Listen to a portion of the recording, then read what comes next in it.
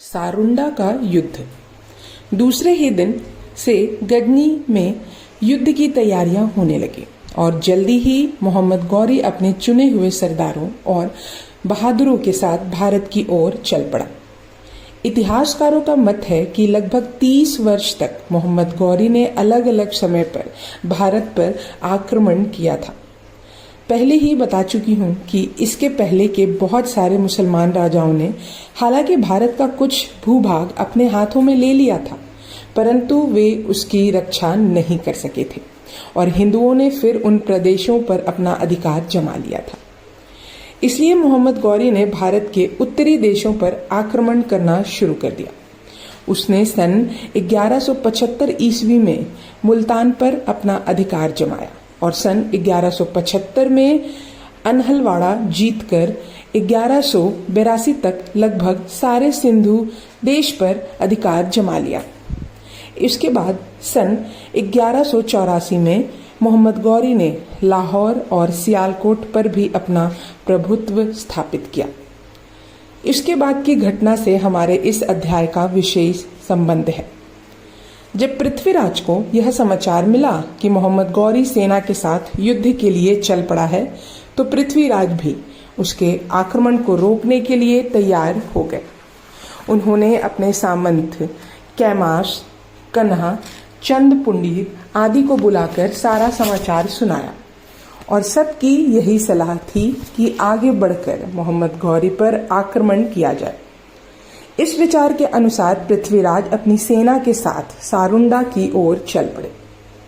मीर हुसैन को जब यह समाचार पता चला कि उसके ही कारण पृथ्वीराज पर यह नई मुसीबत आई है और मोहम्मद गौरी ने उनके देश पर आक्रमण कर दिया है, तब वह भी सेना इकट्ठी करके लगभग 1000 सैनिकों को साथ लेकर पृथ्वीराज की सहायता के लिए चल पड़ा।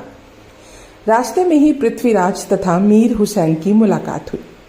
पृथ्वीराज को देखते ही मीर हुसैन ने उनसे कहा कि आज मेरे ही कारण इस देश पर नई मुसीबत आई है। आपने असमय में मेरी रक्षा की थी, इसलिए आज मैं भी अपने कर्तव्य का पालन करूंगा। मीर हुसैन की बात सुनकर पृथ्वीराज बहुत खुश हुए। अब दोनों की सम्मिलित सेना आगे बढ़ती हुई सारुंडा नामक स्थान तक जा पहुंची और वहीं पर पड़ाव डाल दिया।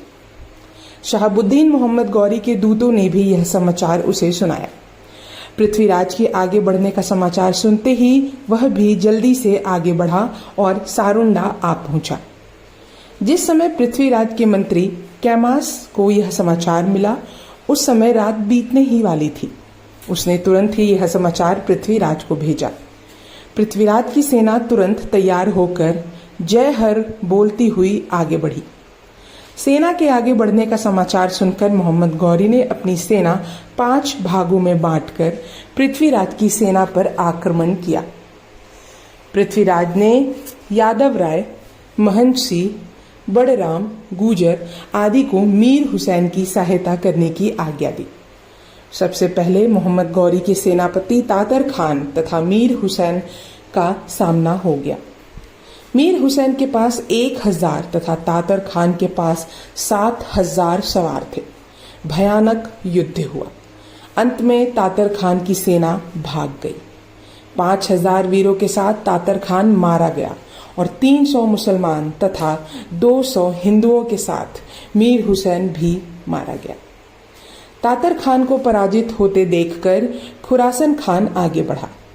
उसका चामुंडा राय से सामना हो गया और वह भी चामुंडा राय के हाथों मारा गया। उसकी सेना भागकर बादशाह की सेना से जाकर मिल गई। इधर खुरासन खान के मरते ही पृथ्वीराज की सेना ने बहुत तेजी से आक्रमण कर दिया। मुसलमानों के पैर उखड़ चले, वे भागने लगे।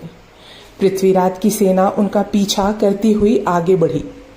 उस समय शहाबुद्दीन फिर से लड़ने के लिए भागती हुई सेना को एक जगह खड़ा करके लगा।